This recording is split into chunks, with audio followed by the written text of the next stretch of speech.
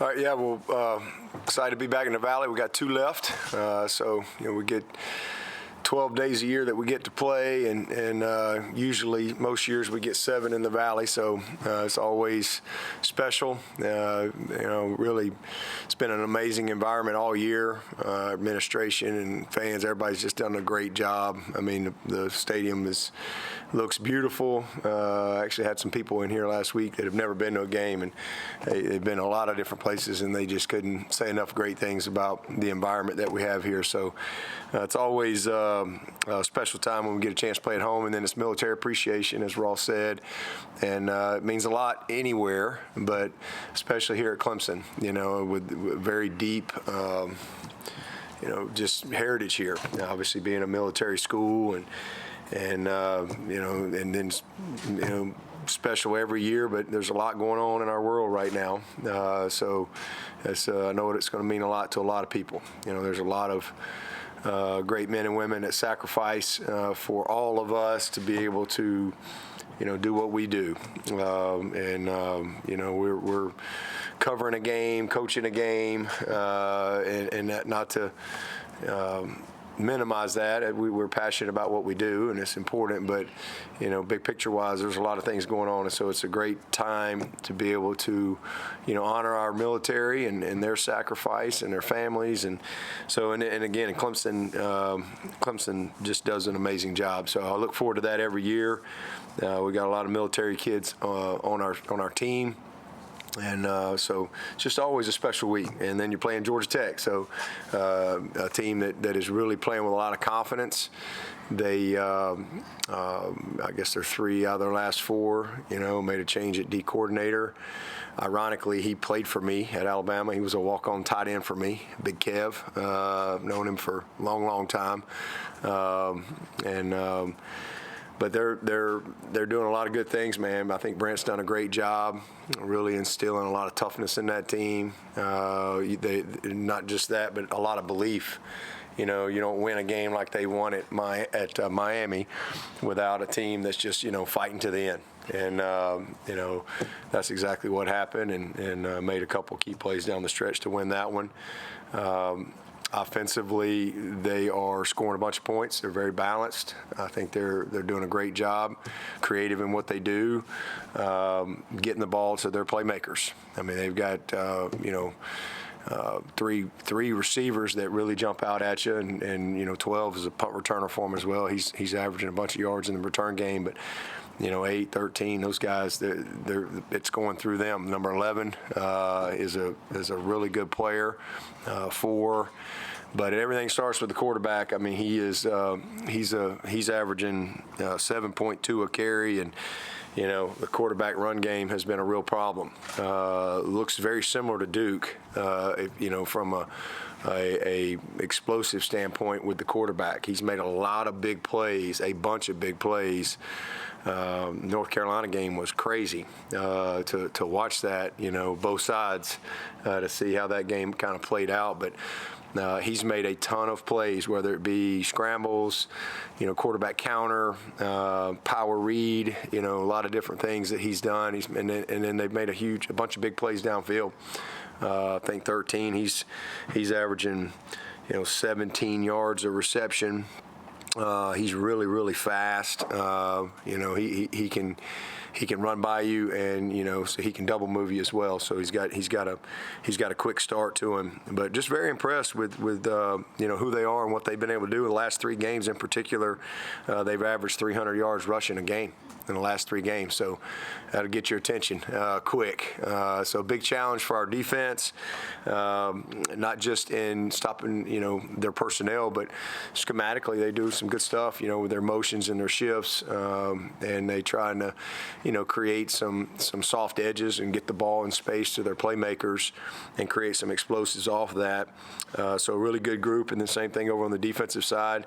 Some of these guys that we've seen and have some familiarity with them, but man, they're playing hard. They got a couple guys that are twitchy coming off the edge. They're they do a good job of mixing their coverages up. I don't think you can really truly predict exactly what you're going to get. So you got to do a nice job of decision making and processing things against these guys. And then special teams, they've blocked 3 kicks this year, lead the nation in that. And then their punt return game has been really good as well with that number 12. So this is a team that has found ways to win games, and they are really playing well as a team. They're playing with a lot of heart, toughness, and belief. And I think that's a reflection of the job that the coaches are doing. And again, this quarterback, he's really brought a lot of life to him. So it's a big challenge for us. It's Clemson, Georgia Tech. It's always a big game, and look forward to the matchup on Saturday. Do you have any injury updates relative to Will Shipley? I see him on the depth chart or other. Yeah, Will, he was able to go in green yesterday, so he's trending back. So we unless we have some type of setback or something, we do expect him to get back.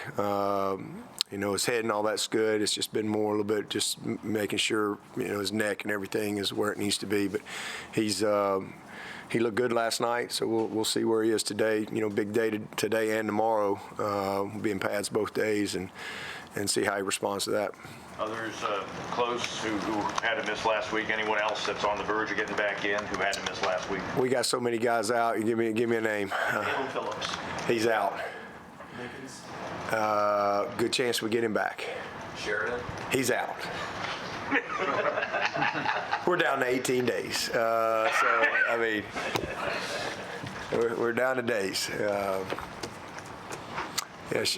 Who we got? Sorry. With Will probably coming back in Phil's game, how carry-wise, split-wise, anything changed in that? Yeah, well, I think based on it's just anytime you have multiple good players, somebody gets the hot hand. That's kind of how it always is. And obviously Phil got hot last week, and we gonna make sure he has a chance to stay hot. But don't get amnesia now. Everybody gets amnesia quick around here. We've won a lot of games because of Will Shipley, and he'll remind you quick. He'll make you remember. Oh yeah, that's why we like Will Shipley. So we're excited to hopefully get him back. But Phil definitely with what he did earned an opportunity to go see if he can stay hot, and we'll see what happens. But both those guys. Major weapons, and both have had big plays, and you'll be reminded quickly of why you like Shipley too. It will almost been like 2 seasons since you played them, since you opened with them last year, different head coach and all that. How different do they look offensively with what King has been able to do? Pretty different. Actually very different. They look very confident, and then again, just quarterback plays. This kid's playing at a high level for him, and he's a coach's son. I actually met his dad. I spoke at the AFCA convention this year, first time, and his dad was being honored for something, and I had a chance to visit him. I've actually met him backstage, and he was talking. I didn't even know his son was at Georgia Tech, and he was telling me about him. And so, coach's son, this kid's a baller. He's tough. He's a tough, heady kid. Very different. Again, they're well coordinated on the offensive side. They're playing together up front. They don't have a lot of missed assignments. And then they're just, smart in what they're doing, using how they're trying to use their personnel to give themselves a chance to be successful. And it's created a lot of balance for them. And the quarterback, he's created a ton of balance. They're 200. That's hard to do.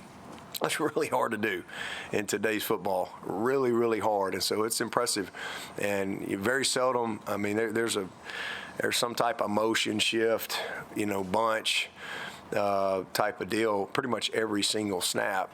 So got to do a great job of recognition, communication, applying your calls, adjusting your calls, based on what you see. But when you break all the window dressing down, they're committed to what they do. When it comes to the run game, the stretch, and the counter, and all the quarterback run game that comes with it. Million screens, ton of screens. You give them any little patch of grass, they take it, whether it be an RPO or a screen or something, and they get the ball on the edge. A lot of jets to that number 8.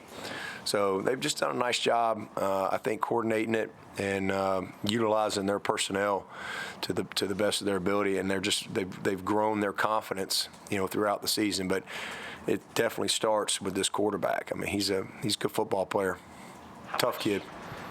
With the defense, how much is preoccupation with the option game and the quarterback, with the design runs and all that stuff you were just talking about? How much does that enable the explosives down the field just because you create? Well, you create some matchups. You create it will create some one-on-ones, and so you got to make competitive plays. The flip side of that is you've got to win your matchup and create disruption in what they do. They're really good when they can stay in the pocket, if you will, and be comfortable and manipulate you. So you got to win some matchups. We got to defeat some blocks. We've got to be able to pressure the quarterback. That's not a big secret. We have to be able to affect him and not let him hold the ball, because to do some of those things, you got to hold the ball a little bit. You can't just, it's somebody's got to block somebody. And so we've got to win some matchups and create some disruption and not let them have rhythm and timing, And to this point, especially the last several games, they've been able to kind of have their way. They've done a nice job.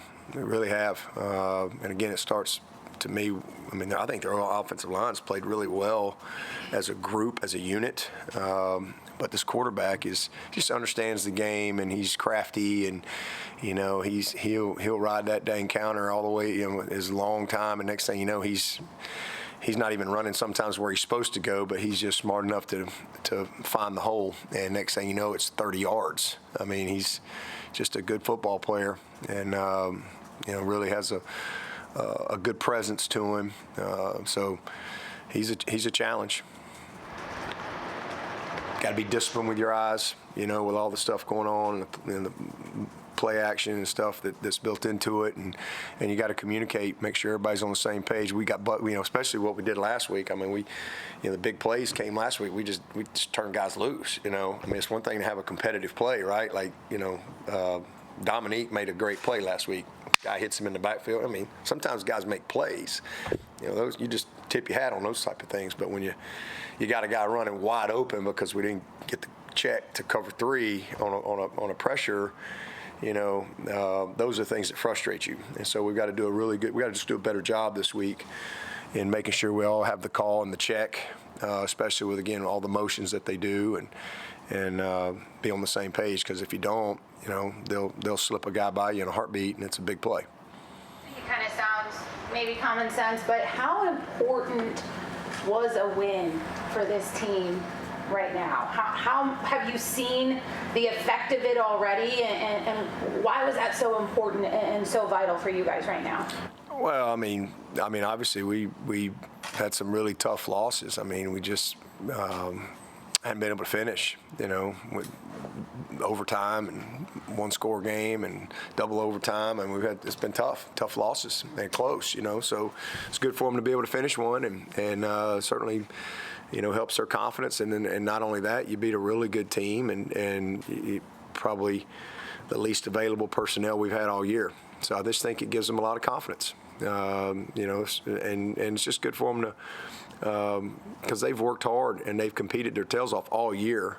So for them to be able to taste a little success, a little fruit of their labor there is certainly not a bad thing. But hey, you got to move on every week. This is all that goes away quick. Go out there and lay an egg this week. So we got to have that same mindset and just create consistency in our performance.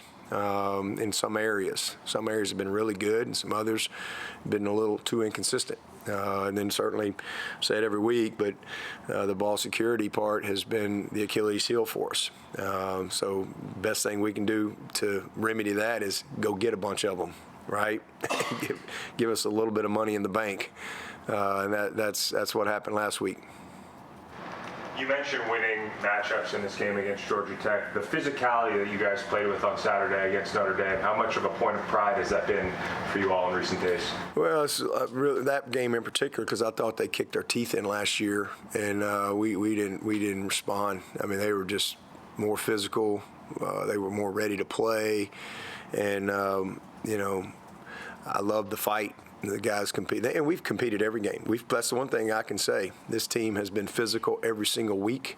We've competed every single week. We've been in position to win every single week. That has been one consistent thing that I will say about this team. We have, especially defensively. I mean, it's a really good group, man, and we've been in position to win every single week, and it's because of, they've played hard, they've played tough, they've played physical. There's not been a week where now have we executed as well as we needed to? No, but certainly the ball security's been a problem. But physicality has not been one, and that's something that's incredibly encouraging as we kind of head to where we want to get to. It starts there. Physicality, toughness. Playing in the way you got to play the game in this game of football, and I've seen that every single week. And then last week, it was great to see them be able to finish it. Really, really tough physical football game, hard game to get ready for. Really tough game as far as what they do, especially defensively with the personnel that they had. So I was really proud of our guys on both sides of the ball to.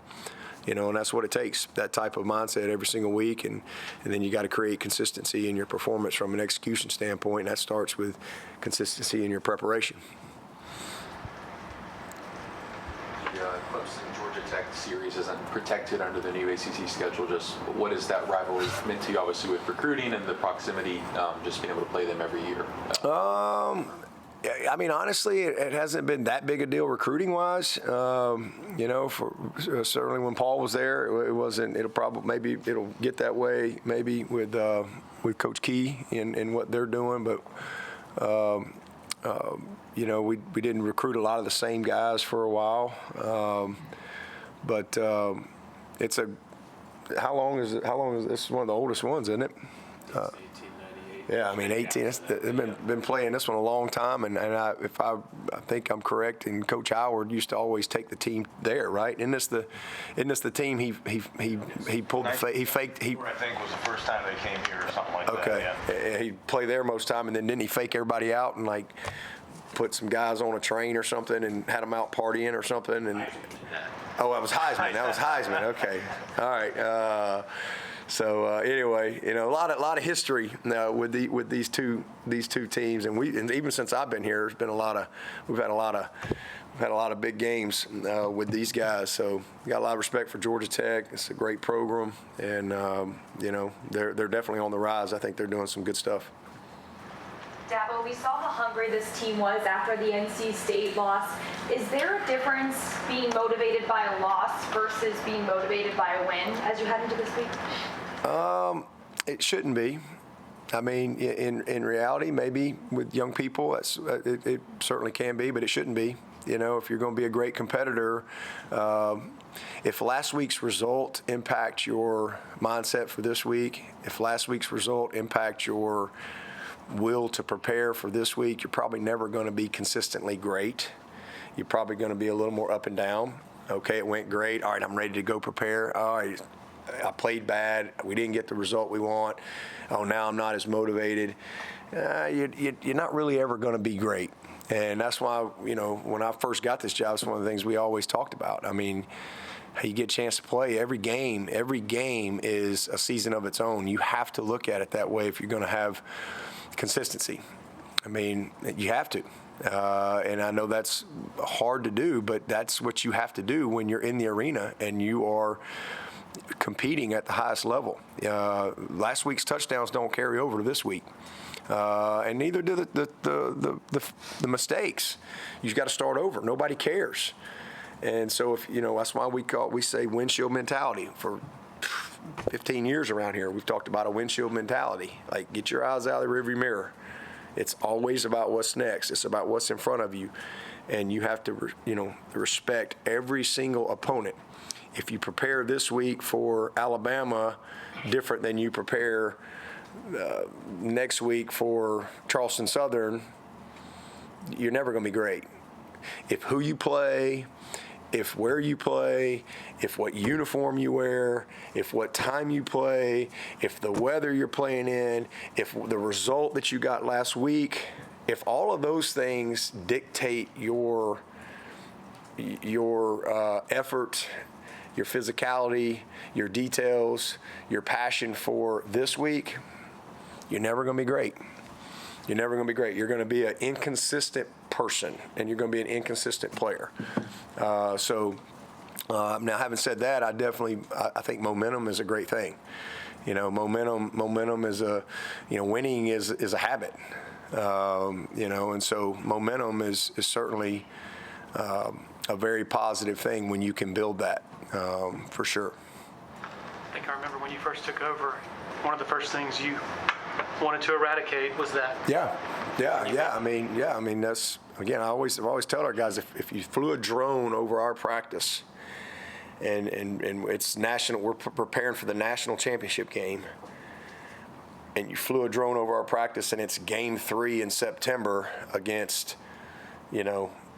East Aboga Community College, you shouldn't be able to tell the difference.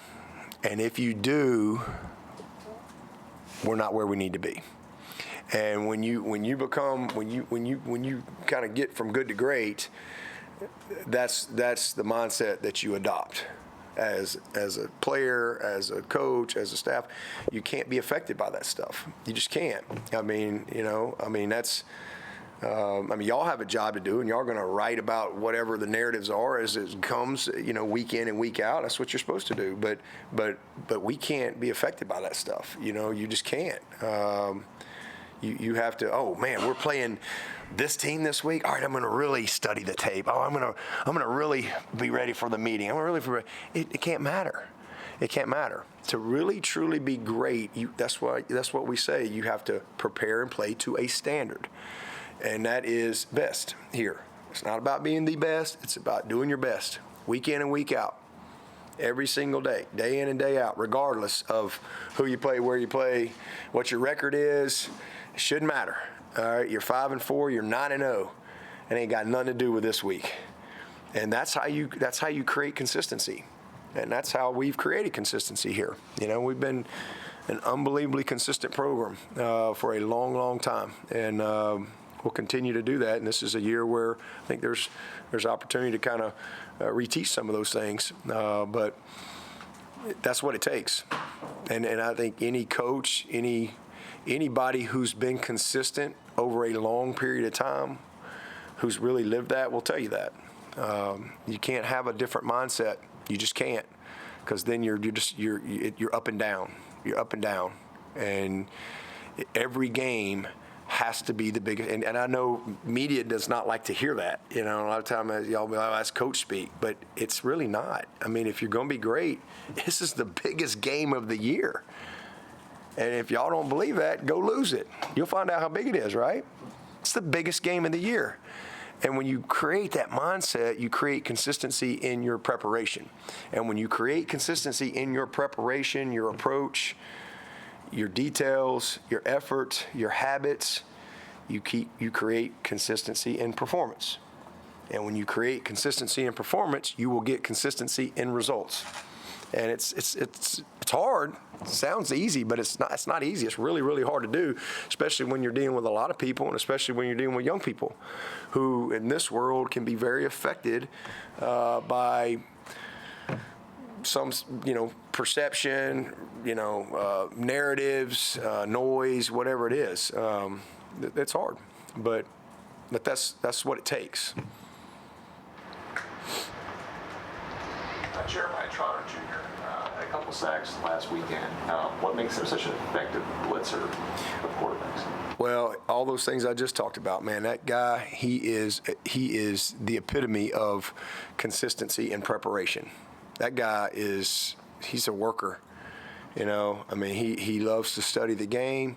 He studies the nuances of it. And, he has great anticipation in what he does, block recognition, he's a quarterback out there that's playing at a high level, and that's kind of how I look at him. And it comes from his confidence comes from all the preparation that he puts in. Certainly, he's talented. He's got all the attributes, but there's a lot of guys that are really talented that they don't play the game like he does, and that's because of all the other stuff that you don't see as far as how this kid prepares. And he's certainly got natural instincts and a high football IQ, but he puts the work in. He's like a Christian Wilkins at linebacker. He puts that type of work and preparation in, and it's fun to see him get the results. I mean, great leader. He sets the tone. I'm really proud of him. That was an amazing game by him. You mentioned on the radio show kind of let some guys lose freshman-wise, redshirt-wise as the season winds down. Who are some guys we might see that maybe haven't played a lot yet with their special teams? Well, it's kind of like being able to, is it baseball? Don't they expand their roster like in September? They get to pop the roster out, and we get to do the same thing. In that we've got guys like this guy's got 3 games left, this guy's got 2 games left, because now the postseason doesn't count anymore. So thank God we can. You don't have to worry about that, which I think is a great thing for this world of college football, where you're going to have guys that aren't going to be with you. There's going to be kids leave playoff teams. That's going to happen. So to be able to have more guys available at the end of the year and not have to worry about losing a year with them is a real blessing. So we've got guys, like Billings, like Colin Webb, like Noble Johnson. I mean, Jay Haynes. We ever get him back? I mean, we were going to play him, but now he's on that redshirt path because he hadn't played enough games. So Jarvis.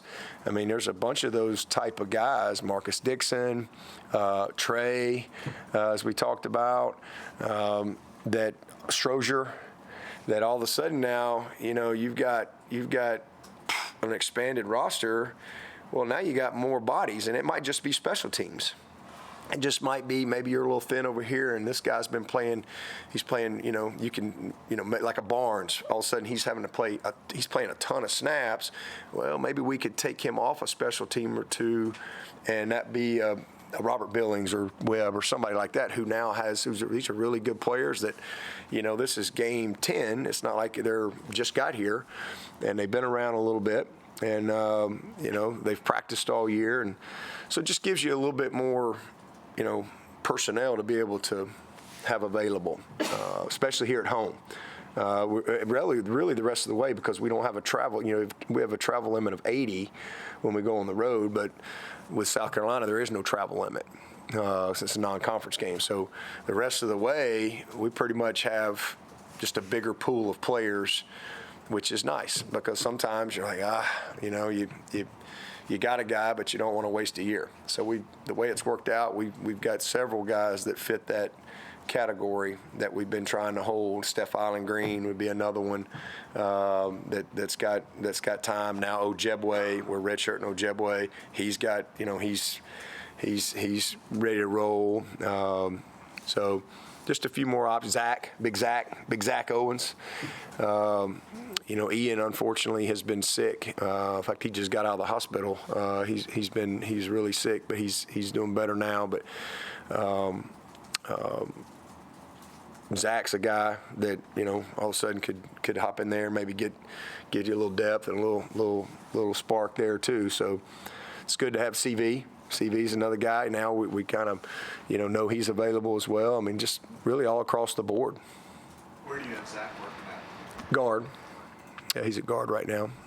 Does that adjustment include from conference championship games ahead into the postseason? Yeah, postseason. Yeah, anything postseason, it doesn't count. Which again, that's something. It's common sense. It's great for the kids because again, and it's great for teams. I mean, if you've played a guy 4 games. And now all of a sudden you get into, let's just say it's next year and you're in the playoffs and you're, or even the teams this year that are in it. And well, next year, because next year we got to win. You possibly got to win 4 games. That's to get it done. It's going to be a survival of the fittest in those type of games. So to be able to have some guys available and those guys not have to lose a year, I think is really good, because again, you're going to have some kids that are going to leave and some of your depth guys are going to, be gone because they want to get into school. They might play a game or two, but now, they want to get into school wherever they are. So just going to be part of it. Any details on Ian's sickness? Something that he dealt with, kind of growing up and and then it just kind of came back, and he just got sick, and he's been battling for over a week, and his mom's been up here, but he did get to go home yesterday, so hopefully he's on the mend, and we're super excited about him too. We really like Ian. He's a tough, physical kid. Football is important to him, and I think we nailed it in that class. Thomas has done a good job. I mean, that was his first recruiting class. That's his first class he's brought in here, and man, Ian and Harris Sewell and Zach really like those guys, and he kind of came in and finished up with Collin Sadler and Blake Miller. So I just think we've done a good job identifying those guys, and again, Ian he's a big, tough kid that's incredibly physical. So we'll get him back going, and just but he's not a guy that's going to be available for us. He's one of those guys. We got to get him back rolling, but he's just been sick for a while. But Zach will be available. How's Justin Mascoll doing? He's better. We'll see where he hopefully no setback today or tomorrow, and get him back. He's been out the last couple weeks, but excited. Hopefully he's ready to go. He wants to play. You guys are still no Antonio in practice? No, he's just doing this rehab, and all that. I mean, he's still trending, and we're projecting him to hopefully get back at some point, before the end of the year. And same thing, if we can get to a bowl game, hopefully Marcus Tate's a guy that maybe could be back for that. We'll see how that works out. Venables is practicing. We're putting him. He's this week. The plan for him is to do scout team all week, because he really hadn't played football since the spring. So he's going to take all the reps on the scout team and see how he responds this week. So that'd be a real shot in the arm too to have him available down the stretch and preserve his red shirt. How about Sadler? He was back yesterday, so he's again. Mondays aren't too taxing as you kind of get back going, and you kind of moving around a little bit after coming off of a game and things like that. But certainly him not having to play helped where he is right now. He did play field goal, but him not having to go and compete every snap, that's I think pushed him a little further along. So hopefully he'll do well today and tomorrow, and hopefully we don't have any, like last week was crazy. Tuesday we lose a guy for the year, Wednesday we lose a guy for the year.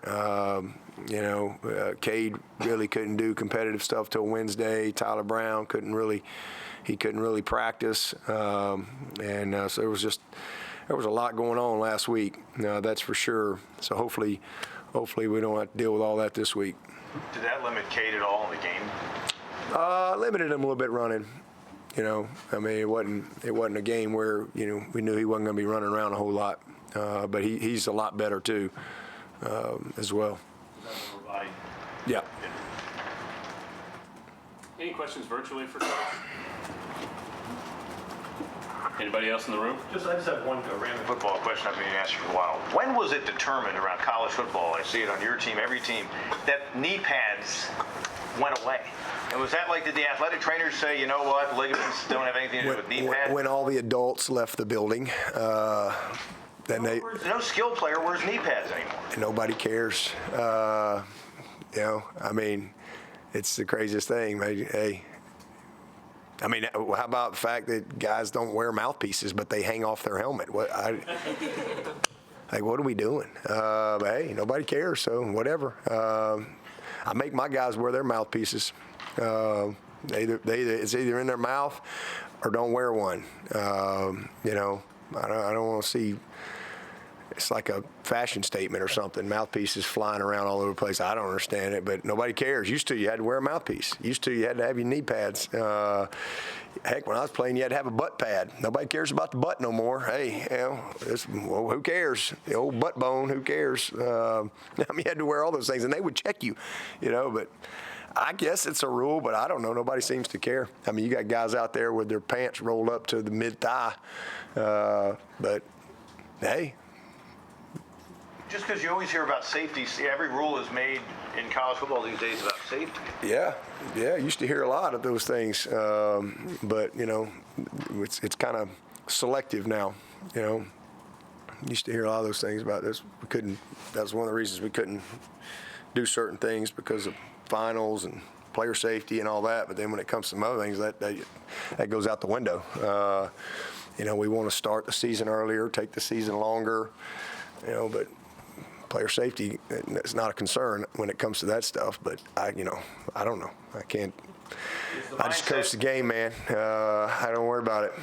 Is the mindset that it makes you faster if you're a skill guy if you don't have the knee? Yeah, I mean, now they miss swag. They all want some swag. It's just whatever's happening, whatever's trending. I mean, eventually it'll go back another way. I mean, just kind of cycles and different things. Yeah, it'll cycle through. Short shorts are back in basketball, right? I mean, I knew it'd come back. I told Kath forever they'd come back. Go back to 1988, Pelham Panthers, man, there were some shorts. Those things should have been outlawed, but now they're back, So it all cycles through, but it's swag, and certainly players feel faster. And I think it's what they see in the NFL, too. A lot of that stuff, forever and ever. I mean, a lot of those guys, at one time there was a time where, I remember when I was in high school, you wanted the biggest thigh pads you could find, right? Because that's what you saw guys wearing. And then as, you saw the pros, like either really, really tiny pads or none, well, you wanted to go that, because you felt like it made you faster.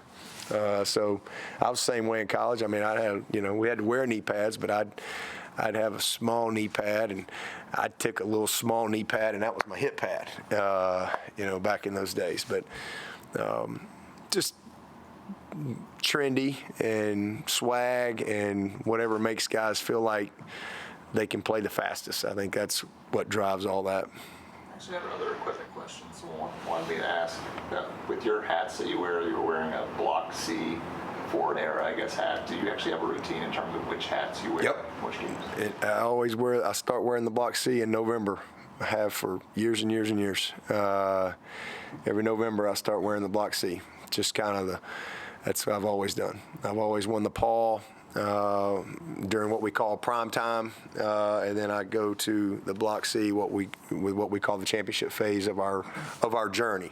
Get ready, transformation, prime time, championship, be in the fourth quarter, and that's it.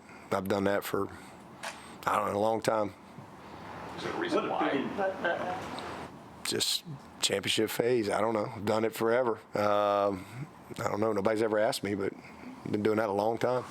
What opinion do you have on what's happening up in Michigan? Not asking you to be judge and jury, but just the whole idea of sign stealing or advanced scouting. And you can't do it. You can't do that. I mean, it's really same opinion anybody else has. It's against the rules. You can't do it. So it's pretty simple. I mean, if you can look over there and steal somebody's signal during the game, hey, here comes the corner blitz, well, that's on them, right? I mean, you got to that's why everybody goes to a lot of extremes in games to try to have multiple signals, those things like that. That's just part of the game. But you can't, all that other stuff, that's not, you can't do that. It's not acceptable. It's against the rules. Would you foresee college now going the way of the NFL with the electronic communication with the... Yeah, that's going to happen. That's going to happen in the postseason this year. We've already had to make decisions, and Dooley's brought it to me, like how many helmets we're going to buy or whatever for this before we get to the postseason. the teams will have the option, except the playoff teams. The four playoff teams are not going to be able to do it. But if you're one of the teams that gets to postseason that's not in the Final Four, you're going to have the opportunity to have helmet-to-helmet or coach-to-player communication. And there's really no rules right now for the postseason. I think they're wanting to just kind of try it out. It's just whoever, if you go to a bowl game, both teams have to agree.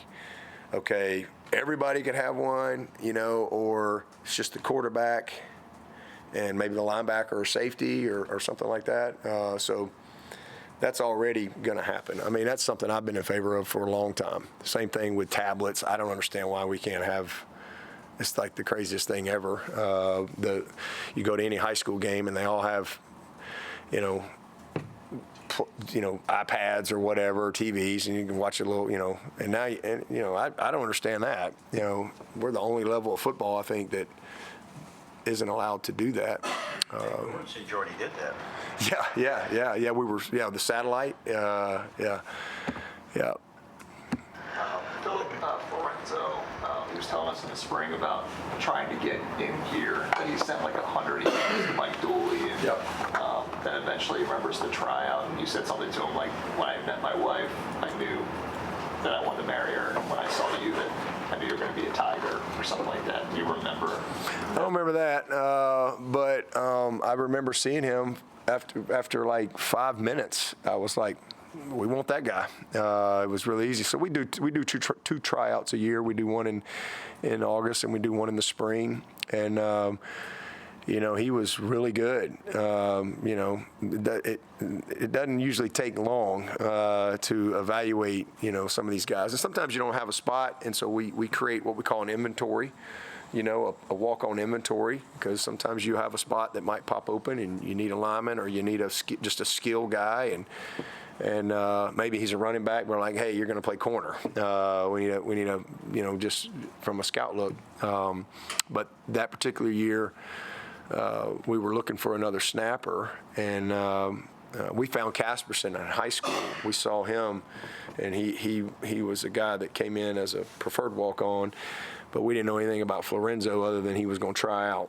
And so Dooley kind of runs the walk-on program and coordinates all that. And so, but yeah, he was easy. He was easy to evaluate. He was really good. And so it was. I do remember him.